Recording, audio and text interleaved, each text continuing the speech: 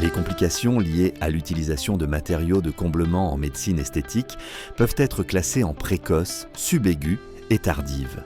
Parmi les complications précoces, on trouve l'érythème, l'œdème, la douleur ou le prurit au site d'injection, ainsi que les infections secondaires, les réactions d'hypersensibilité ou la nécrose tissulaire due à une occlusion vasculaire. Celles-ci sont souvent liées à une technique défectueuse ou à un choix inapproprié du produit. Par conséquent, une connaissance anatomique précise et le respect des plans d'injection sont essentiels pour réduire les risques.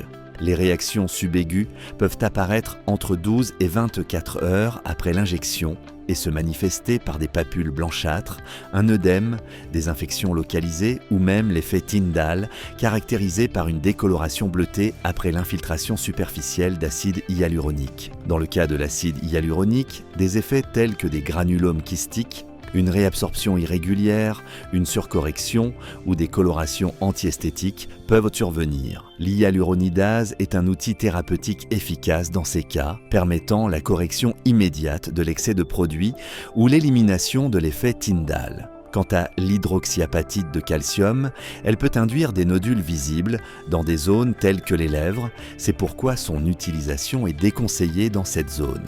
Les remplisseurs permanents, en revanche, sont ceux qui génèrent le plus de complications, notamment des réactions inflammatoires chroniques, la migration du produit et des surcorrections difficiles à inverser. Enfin, en ce qui concerne les fils tenseurs, les complications peuvent être immédiates, comme l'inflammation ou les ecchymoses, ou tardives, avec des risques d'infection, d'asymétrie ou d'extrusion du fil. Le suivi clinique, la documentation appropriée et le consentement éclairé sont des éléments clés pour une bonne pratique et la sécurité du patient.